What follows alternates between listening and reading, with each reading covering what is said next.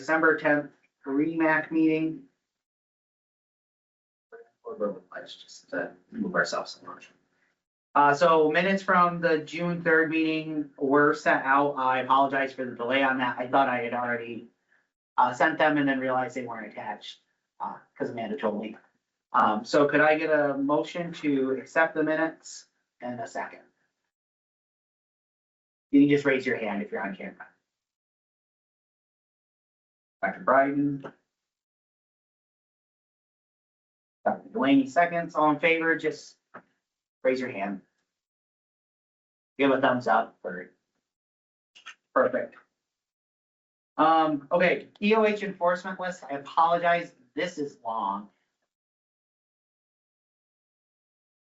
So I will go through it as quickly as I can.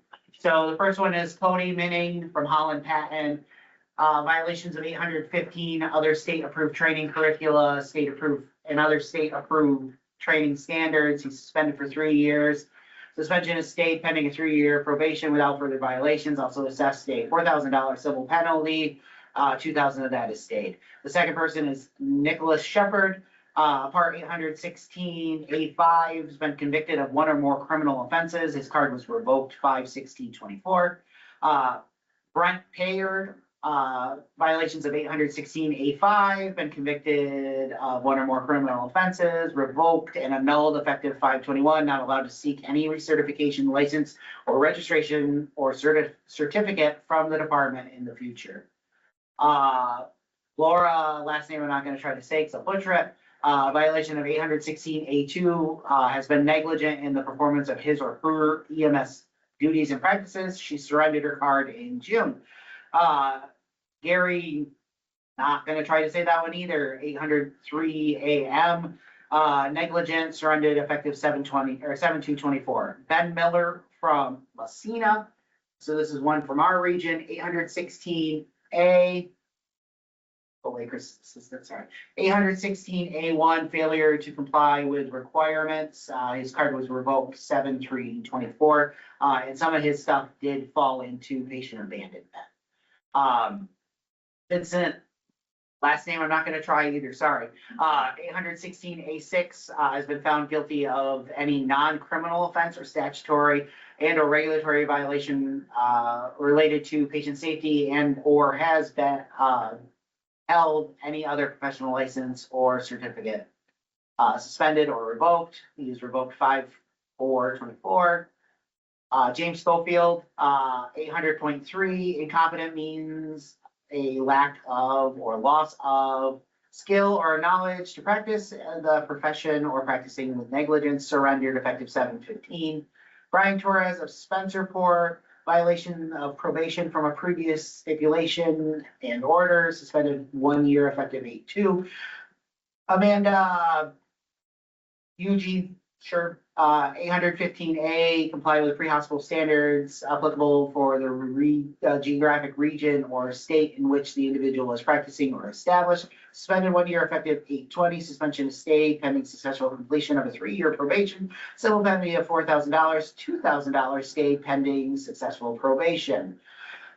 Harold Serrano, 815A, comply with pre-hospital standards applicable to the geographic region or state in which the individual is practicing or established. Suspended for 1 year effective 8/20/24. Suspension is stayed pending successful completion of a 3-year probation.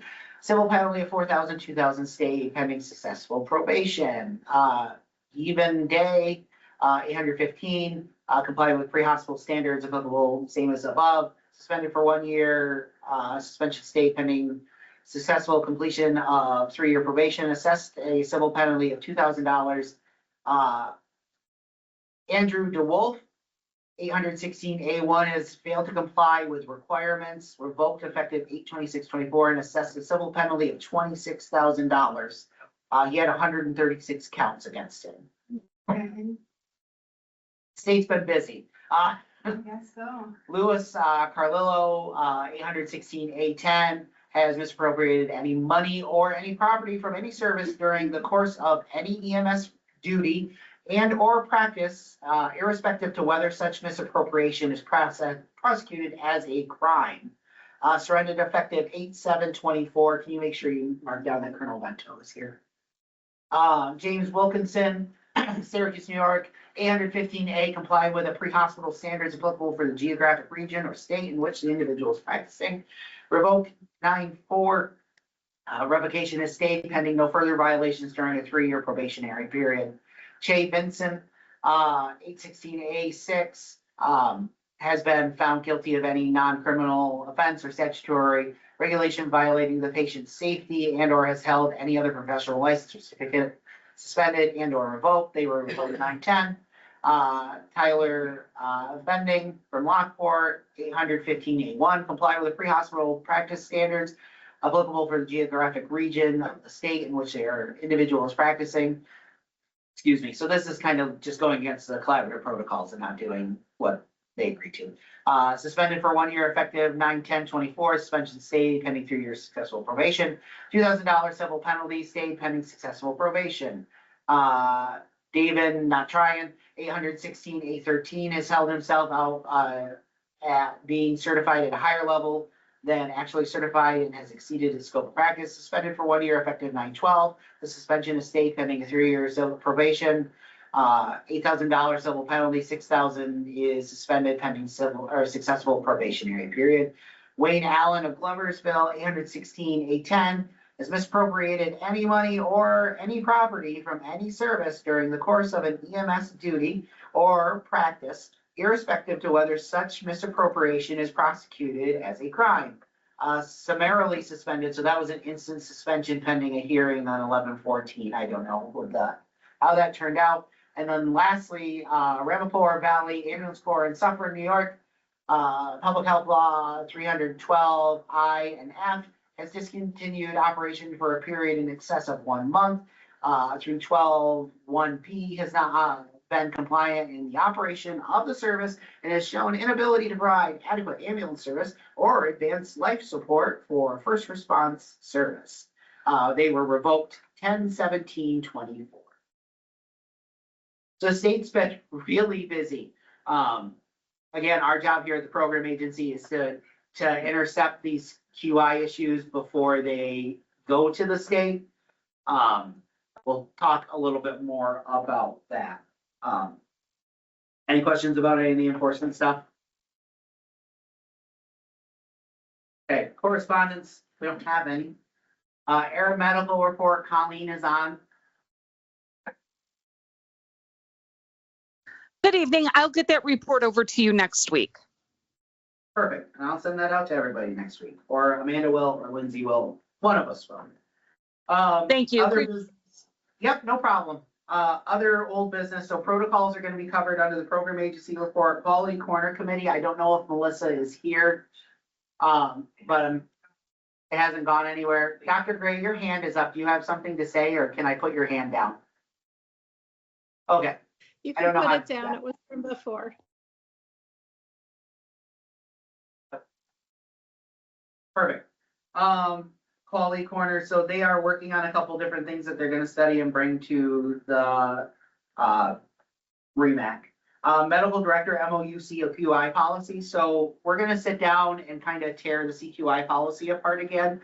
I think we have a really good foundation for where we are, but I think there's lots of room for us to grow and to be able to better provide assistance to the agency medical directors.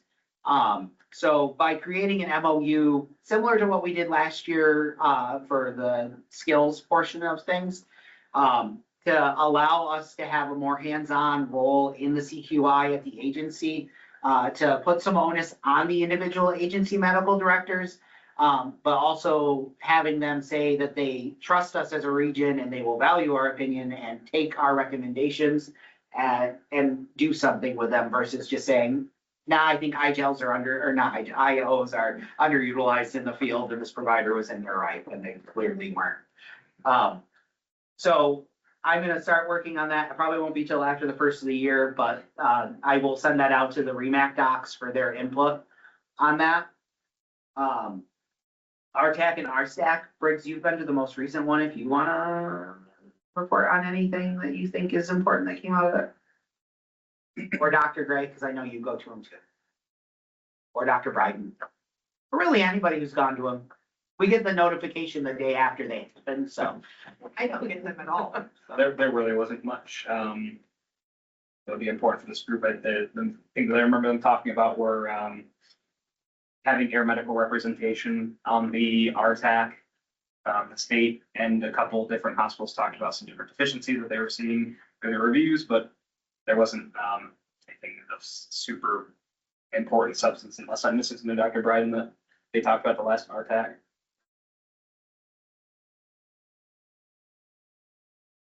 Perfect. So I'll roll into the program agency report then.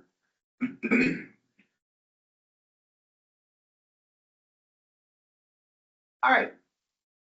So new pads that we've received, Morgan Stanley an update, sorry. Morgan Stanley, Watertown and Potsdam, Watertown Family YMCA, SUNY Canton, Davis Health Center, and the Calcium Fire Department are all updates. New Carthage Little League, North Central Little League, South Jeff Little League, Flynn Pool, Thompson Park Pool, Watertown Area Arterial, oh, wow. Supposed to say I think it's Arena Arterial. The pool, Trinity Episcopal Church in Potsdam, the Clayton Yacht Club, Junior Division, and City of Watertown City Bus.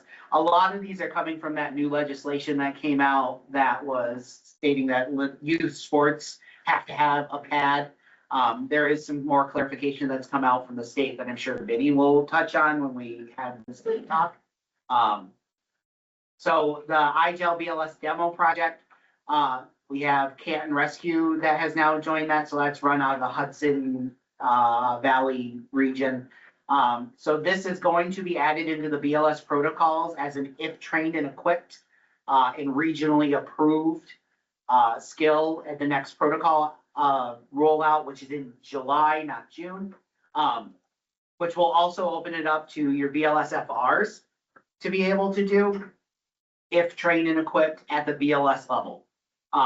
If an ambulance agency still wants to get involved in doing this before the July timeframe, then they'll still need to sign up for the demo project. But once the demo project is over and this becomes the law of the land, we'll work with them to fill out the required paperwork at the regional level.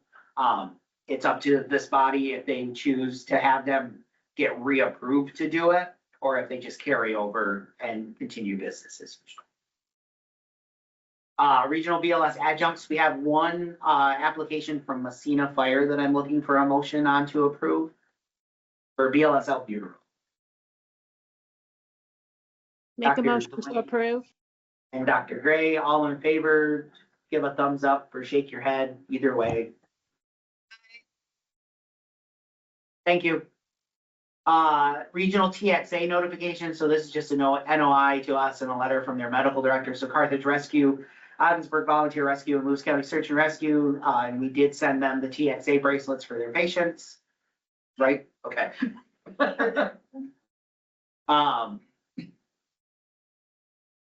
Thanks, Chris's note taker assistant, appreciate it. BLSR FR applications. So the REMSCO is doing letters of support for these. We don't need one from this body. For Clayton Fire Department and Lafargeville Fire Department, Inc. Hey, Robert. That was a big point of contention last night. So. Last night's REMSCO meeting was 3 hours, so we're a little punchy tonight. I apologize.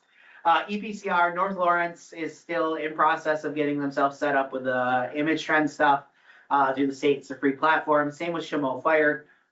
There's been some things that have transpired up in that neck of the woods, so they've kind of had to pivot their focus from getting themselves on EPCR to taking care of some other issues, and that's where we'll leave that. Great Bend will be coming off this list because I'm fairly certain they no longer hold a state agency code. They notified me that they were suspending their first responder. So we'll take them off the system, and I don't even think they're in the state registry anymore. I don't take them out until I see them off the state registry. And then Potsdam Campus Rescue, we just don't have a good contact there because it changes so much. So we just kind of let that ride. So protocols, we need REMAC approval for the following. So the use of cefazolin 2 grams IV if trained and equipped and regionally approved in the musculoskeletal trauma protocol. This is for paramedics only. It's only for open fractures with prolonged extrication or transport times. Same thing with Moxie. Yep, Moxie at 400 PO, if trained and equipped and regionally approved, for the same things Amanda just referenced, and that is, EMT to the paramedic level. These are optional. They are not a state requirement. And then use of IV nitro, IV if trained and equipped, and that's for the pulmonary edema protocol at the paramedic level.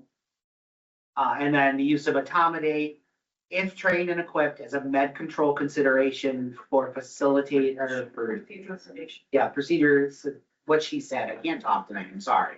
As a med control consideration at the paramedic level. And these are all optional. They are not a required drug that any agency needs to go out and get. They are just added to the formulary. So if they choose to do it, they can. Said the accommodates for procedural sedation. Or for, Fairly certain. It's Yeah. not procedural sedation. What procedure? Feel like it's under medical control Would consideration. be happening? Gonna give you that. This is protocol. no. Oh, that's what happens when we get told we can't have our own, and then magically get told we can have our own, and now have to put a $4,000 bill to get it stood back up. Thankfully, the other regions. The criteria is for patients undergoing anxiety-producing or painful procedures, including but not limited to cardioversion and transcutaneous.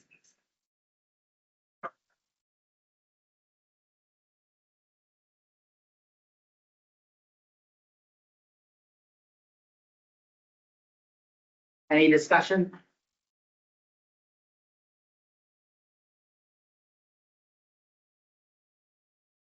What is the moxifloxacin for?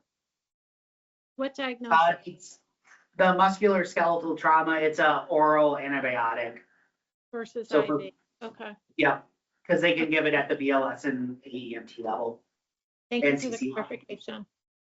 Yep.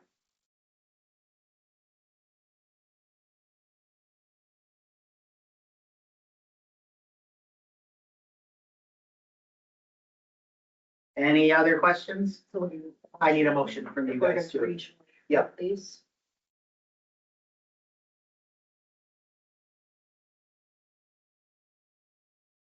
We neither need a motion or discussion.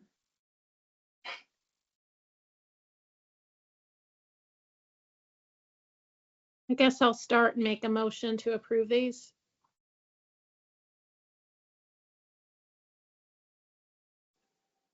Anybody want a second? All in favor? Perfect, thank you.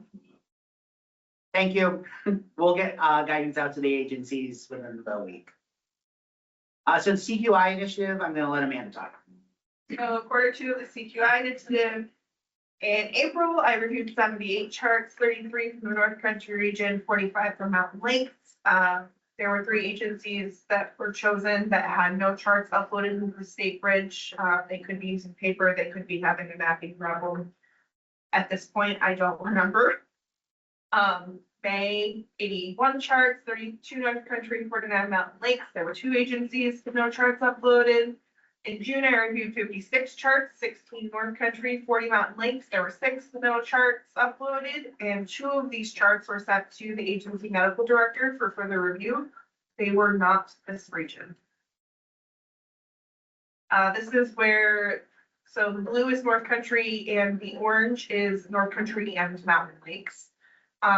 So the complete assessment is still a point of struggle, as is the vital signs. So in July, I reviewed 67 charts, 38 North Country, 29 Mountain Lakes, 4 agencies with no charts in the system. August, there were 73 charts, 32 North Country, 41 Mountain Lakes. There were 2 charts sent to agency medical directors for further review. Again, they were not this region. And then September, there were 68 charts, 30 North Country, 38 Mountain Lakes, and 6 agencies, no charts uploaded. And so, part of the problem we had in July too is the state moved from NEMSIS 3.4 to 3.5. And some software vendors made the transition really well and others did not. I did August and July together, July and August were together. Oh, okay. Did them at the same time. I just.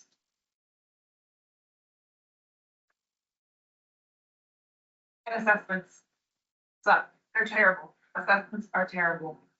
And I'm not looking for like a head to toe assessment when I read these charts, like, you know, like the patient should probably have a mentation assessment and difficulty breathing patients should probably have a lung sound assessment.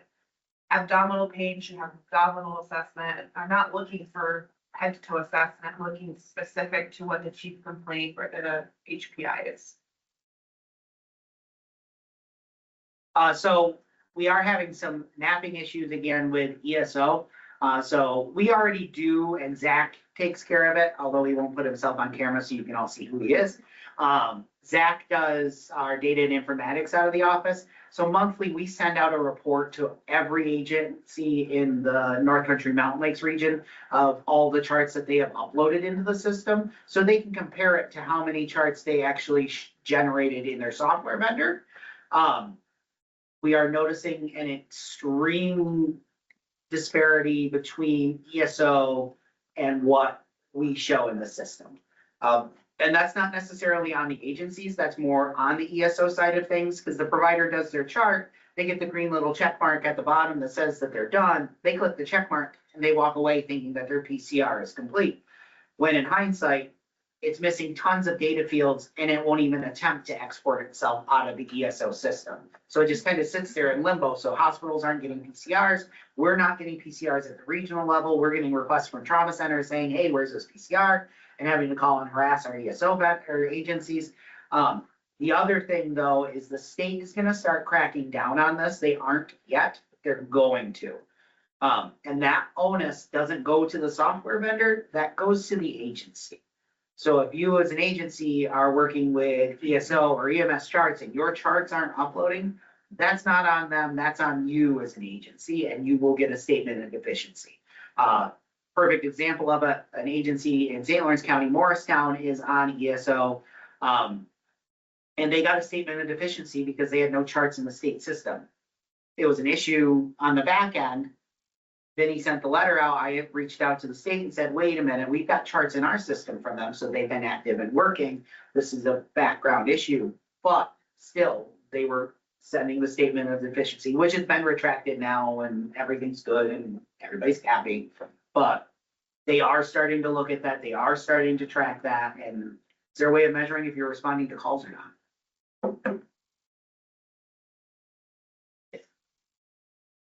So I was accepted into a year-long project through the National Association of EMS Physicians. It's a year-long quality improvement and safety class. And we have to do a capstone project. Initially, my capstone project was going to be, the data for 12 leads and syncopees. The providers were doing that. There just wasn't enough data. I wanted to keep it small. I'm using one agency from each county. So I'm using Carthage, Governor, and this county search and rescue. So I've shifted my focus to the acquisition of vital signs and work. So I'll be working with those 3 agencies for the next few months to try to improve that. And then hopefully we'll be able to expand it from there to at least this region. CME Evaluator Agency, so I need a motion from this group to allow Norfolk Rescue Squad to become a CME Evaluator Agency at the BLS level. They have provisional approval currently. They have all their stuff. I make a motion to allow this. Motion by Dr. Gray, seconded by Dr. Delaney. All in favor?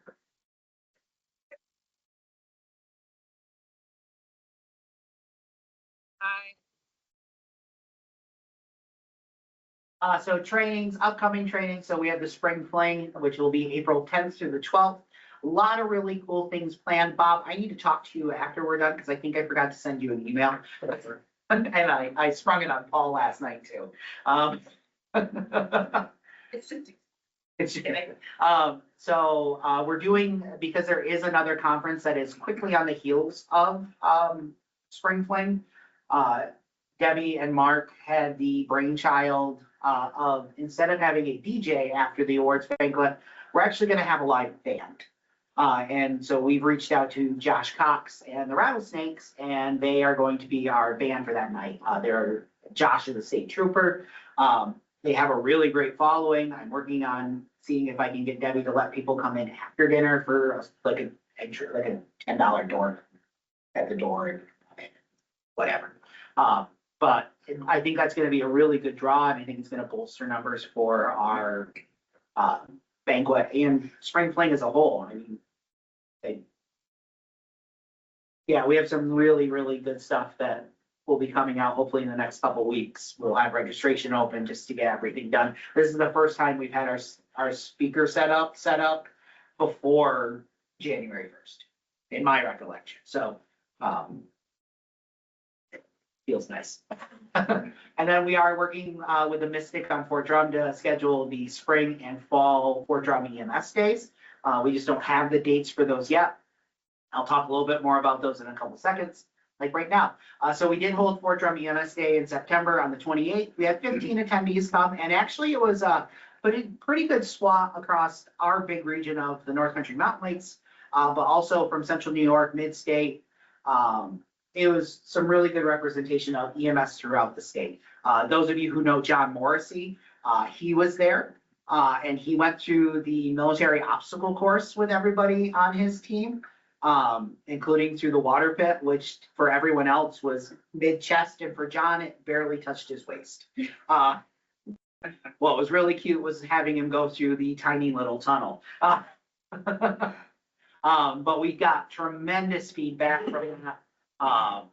It's really been a great opportunity to partner with our military partners for that day. We did a pediatric MCI, and nothing against the paramedics in the room, but the BLS providers crushed it. And the paramedics rode the struggle bus. That's fair.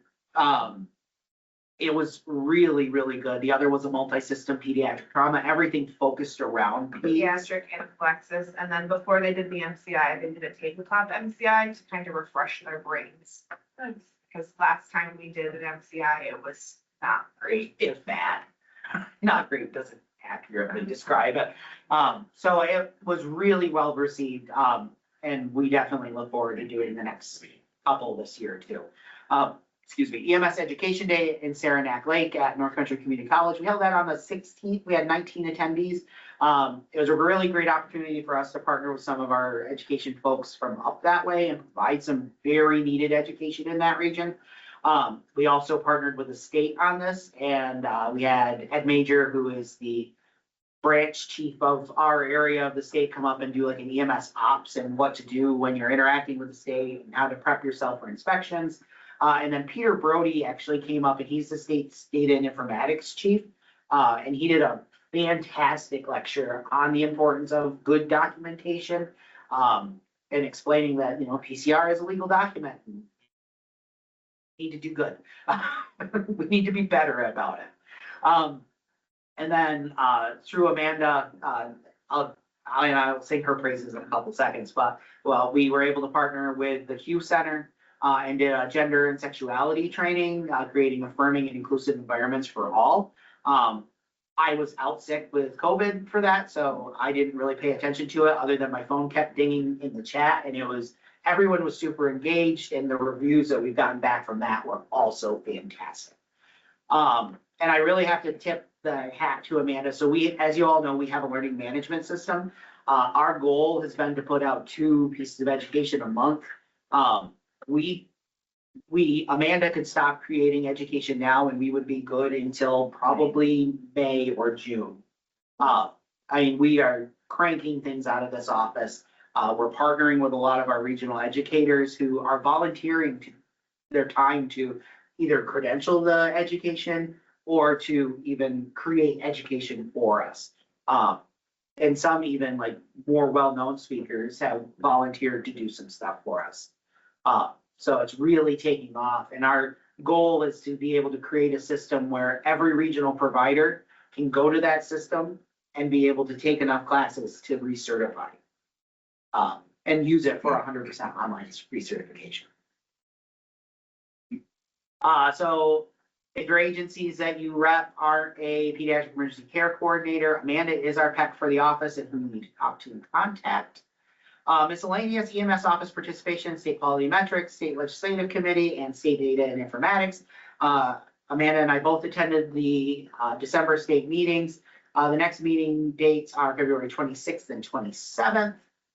And then after that, they're in May at a super bougie hotel in Saratoga Springs. Mark and I are both a little excited about that one, bringing our golf clubs, I think.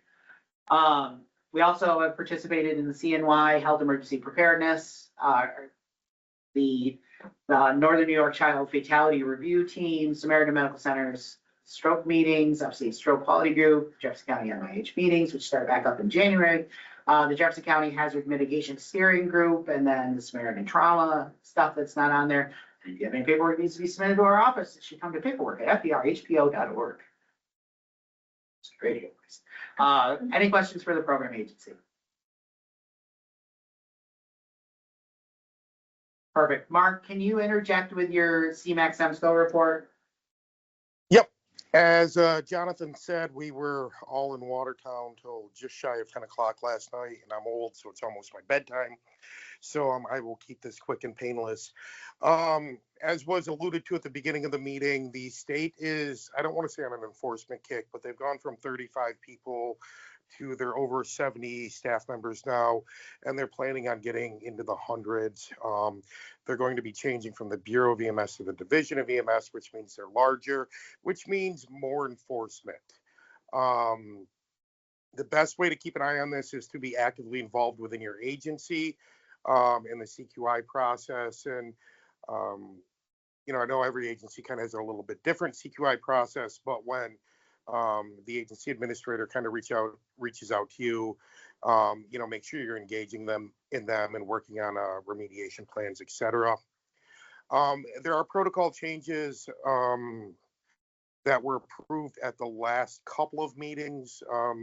I sent them out to Jonathan and Amanda. They'll send them out in the morning, I'm sure, with the updated changes, including the full protocol list, or the change log for the protocols.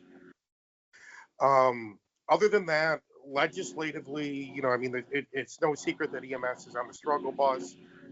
If you know a legislator and you don't know anything about EMS legislation, encourage them to reach out to your legislators and engage with them. You're cutting out a little bit. Sorry.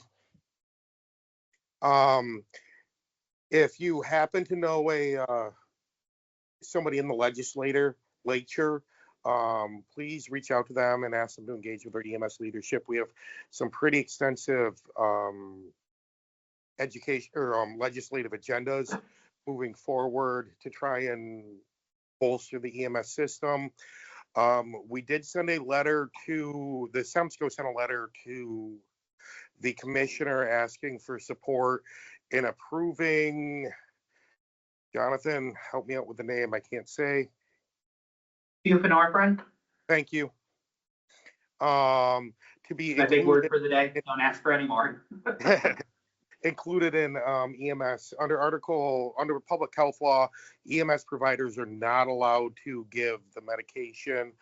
We actually have a protocol written already for it, to be able to help people post overdose.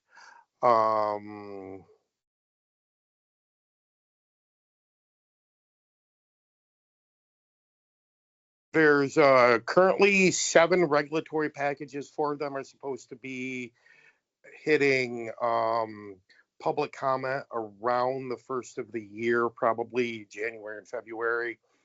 Everything from ambulance operating authority to what's on the ambulance minimum equipment list, vehicle safety standards, etc. One of the things to take back to your agencies that's kind of probably important, the Bureau, and I'll let Vinny comment further on this when he gets a chance to speak, but the Bureau has been kind of hanging out at hospitals, and one of the things they're looking for is shoulder straps on patients. And I think we're all as guilty as the next person, at least us old folk who, the shoulder straps weren't a thing when I got into it. It is a big safety issue. Also, securing your vehicle, whether you're locking the vehicle and removing the keys or have an anti-theft device. About a year and a half ago, Ogdensburg Rescue had an ambulance actually stolen right out of the ambulance bay, and then the ambulance was driven into a garage, I believe in Ogdensburg, after it was stolen. You can get anti-theft devices for your agencies for seriously like $40 a vehicle. They're just a hidden button that you push to engage the transmission that work great. And as Jonathan said, our next meeting is in February, followed by May. And we do have Dr. Coates was vetted by the state, so hopefully we can be getting him to get to the meetings and interacting. So if there's any questions, or Vinny or Jonathan, if you want to cover any of the highlights that I missed, please feel free to hop in. I don't think so on my end. I'm really excited. Oh, the glucagon pilot program. So Suffolk County or Suffolk Program Agency region, they're a county that's their own region. Dr. Jason Winslow is developed a pilot program for glucagon at the BLS level. That's hoping to launch in July. And the goal is it'll be just set up like the iGel project was. It'll be run through that region. We'll have to sign off on it here at our region to allow them to do it, but it'll all be managed and maintained by Suffolk County and Dr. Winslow. And if you don't know Dr. Winslow, it will be very meticulous and everything will be very crystal clear. Is that a good way to put it, Mark? Yeah, yep. And I have one other thing to add. And I think this is really like probably a county kind of medical directors working together. The blood regulations are really expected to come up at the February meeting. We have a meeting next week on them to kind of finalize them for public comment. They will allow blood in the pre-hospital setting. Obviously, it doesn't make sense for every EMS agency. However, it's a great opportunity to collaborate with hospitals and EMS agencies. Again, it makes no sense for tiers to have blood, but it may make some sense for, say, Guilfoyle to have an arrangement with Samaritan Medical Center to get blood out to Clayton, or Lewis County to have an arrangement with their hospital to get blood to Lyons Falls, and so on and so forth. What the regs are going to look like, I will know more on the 18th or 19th, whenever that meeting is. But again, it's a great way to start the collaboration between hospitals and EMS agencies.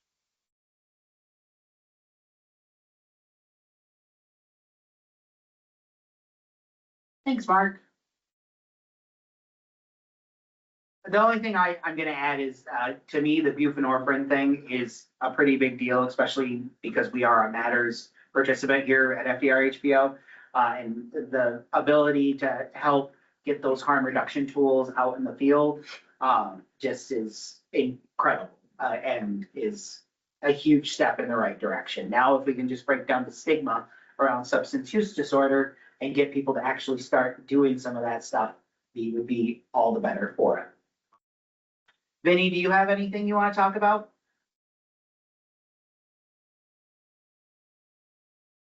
Do you want me to give my report now or later? Or?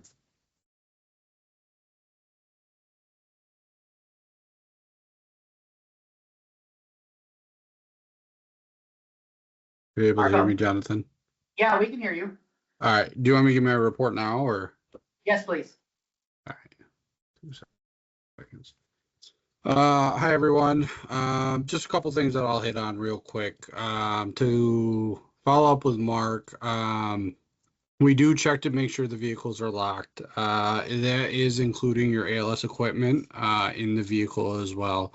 Not in your region, but just last week, I received a report that an emotionally distressed person was at a hospital who ripped the directional turn signal out of the steering column of the ambulance in an assumption to try and steal the ambulance. Thankfully, the kill switch was initiated, so minor damage, but please make sure you're locking your vehicles. This is a kind of reoccurring trend that's been becoming more prevalent over the past couple of years. I've been up in primarily the St. Lawrence County neck of the woods, doing full service inspections. Just a couple things that I found. Please make sure that your agencies are reviewing their policies. Several of the agencies, they were pretty out to date. And I'm talking well north of 10 years. So please make sure you're reviewing them. And then what you're putting in policy is what your agency's practice are. We don't necessarily look into what is there, just as long as you're following it and you're meeting the requirements per Part 821. The other thing that we're still finding is out of date oxygen cylinders. So just kind of be aware of that one. There's several new policy statements that have been released over the past couple months. There's the 2405, which is the protocol change log that took effect July 1st. 2406, 2407, and 2408 are all regarding the education regulation changes that took effect in June. So a real quick, easy read is 2408, which is the change log, which will show you exactly what changed in Part 800.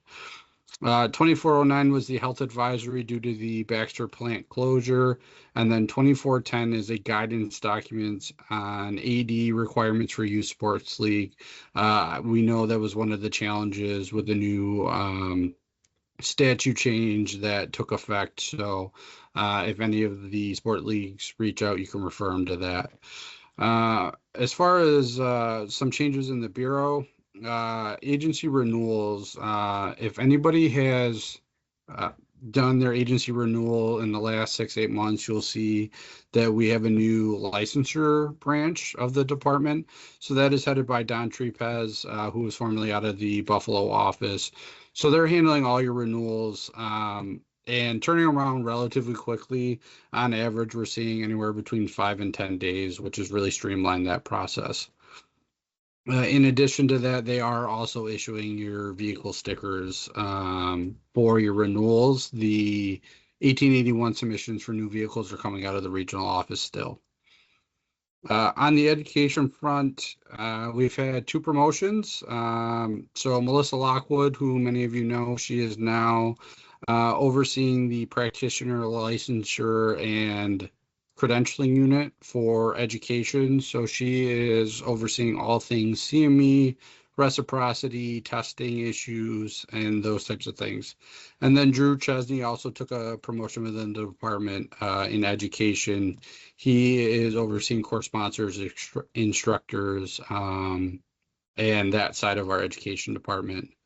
And then the last 2 things, just for situational awareness, make sure you guys are kind of keeping an eye on your medication storage with the, as you are all familiar, winter months coming. And back to Mark's comment on the seatbelts on the stretchers. If anybody saw back in September, there was a vehicle, an ambulance in Western New York that was involved in an accident and actually rolled onto its roof. Thankfully, the provider in the vehicle and the patient were properly secured. So there was very minimal injuries as a result of that. And from our understanding, the patient was actually suspended from the stretcher, but had very minor injuries. So the last thing I have is wait times. They're kind of creeping up as we're seeing across the state. So please make sure you're submitting the long wait time report for our awareness. We don't know unless you the providers at the hospitals are reporting it. If you need that link, you can reach out to me or Jonathan directly. Any questions for the state? I do. Vinny, can you throw your email in the chat since you're kind of new here? Absolutely. And I'm just going to comment that we have been blessed in the North Country with some pretty great district chiefs. And I think Vinny's going to make an awesome one, is actually a resource. I really do encourage reaching out to him at the beginning of an issue. One, it's always better to self-report than let the state find out. And two, and I will use a conversation that I had with Vinny about one of my agencies the other day. We've got people that are dragging their feet on charting, and he's more than willing to come and kind of put the fear of God in them before taking regulatory action,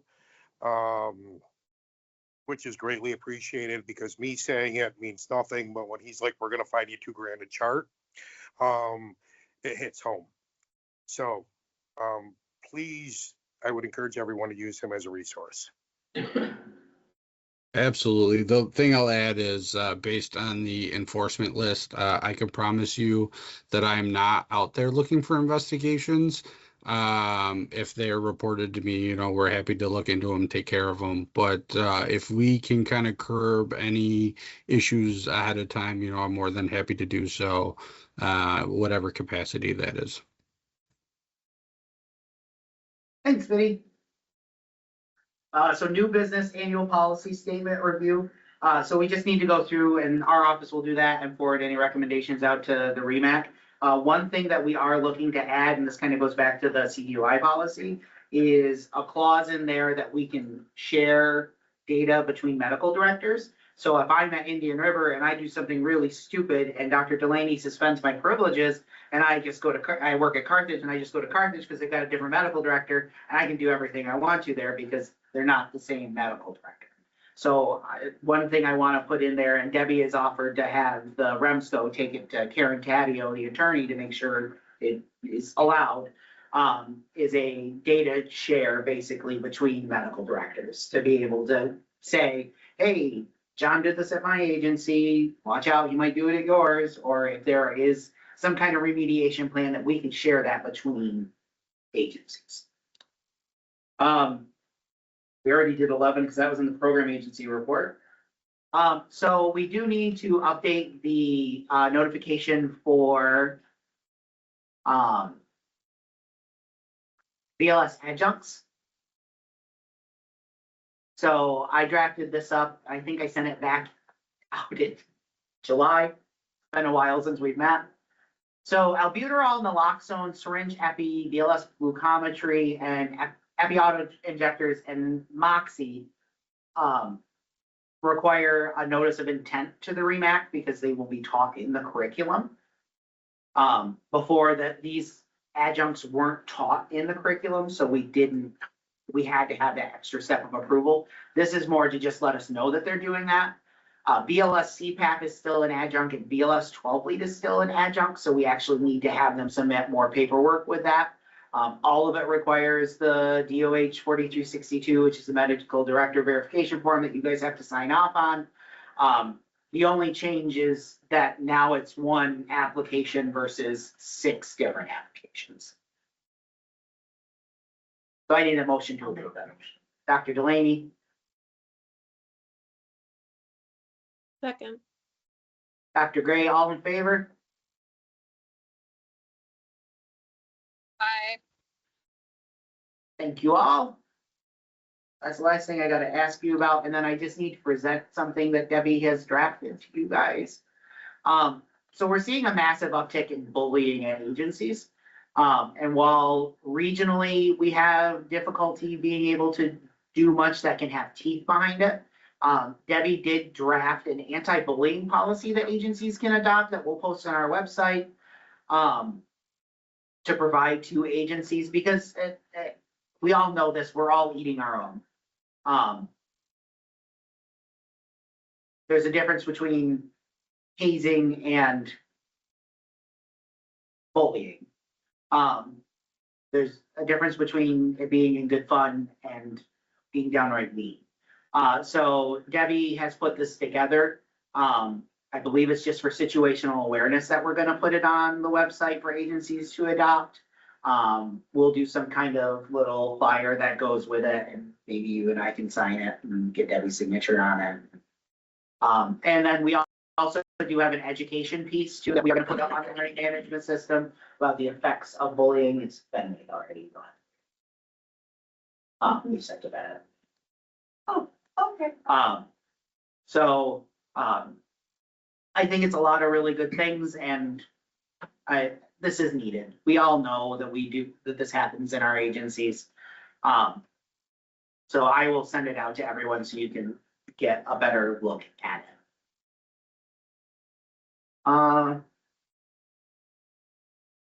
That's the last thing I have. Has anybody ever had anything from before they want to bring up? Oh, Mike has stuff from our, I forgot. Well, you just reminded me. The EMS PCR being missing was brought up in the RTAC as well.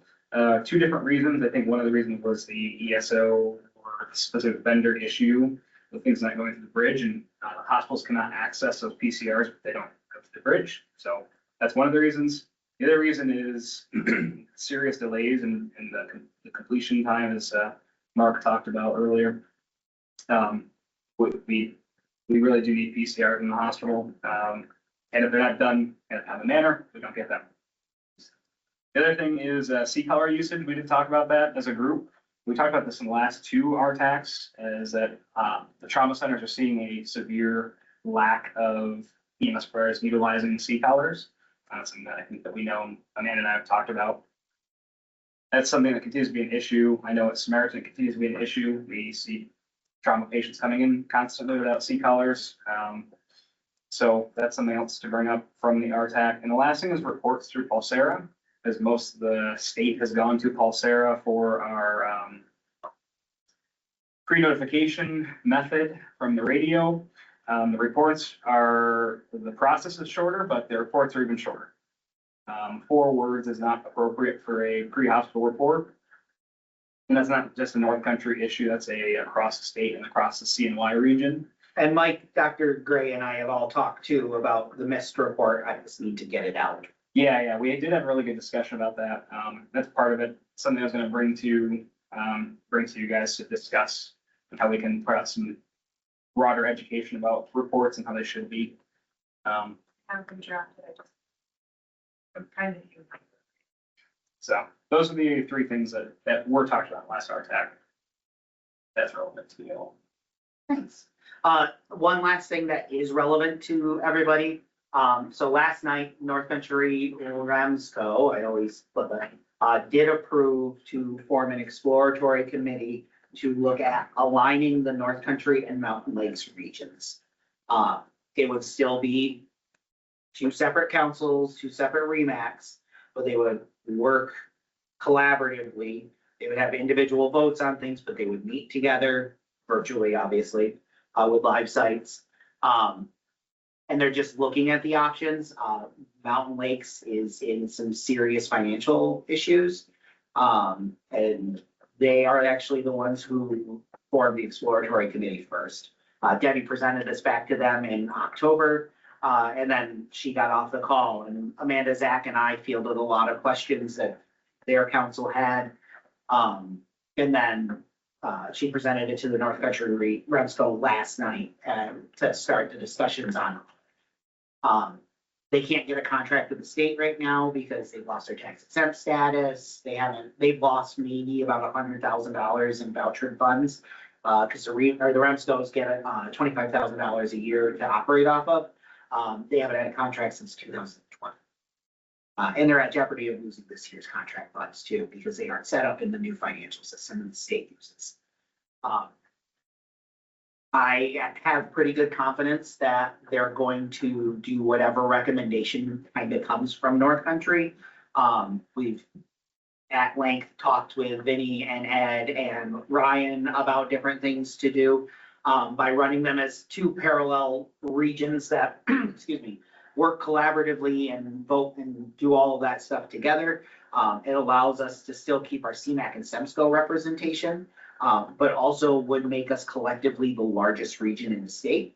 Already, we are the largest program agency region in the state, not by populace, but by geographic area. With our 8-county representation, this would also add to that. The other concerns are with them having the issues that they are, that the state will step in and intervene, and they aren't gonna have a choice of where they go, and they could end up going to the Remo Albany region, or part to Mid-State, or part to us, and we don't want that. There is talk that the state wants to realign regions by the economic boundaries anyways.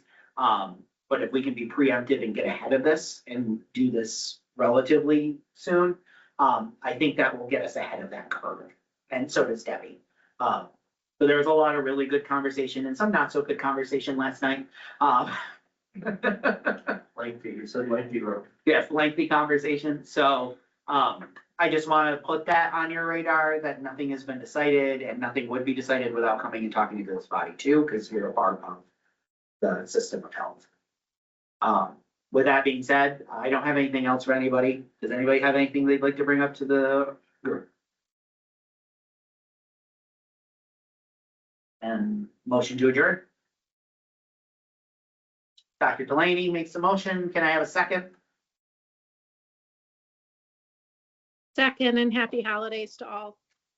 Thank you, Dr. Gray. I know it's your anniversary. Happy anniversary, and thank you for being here.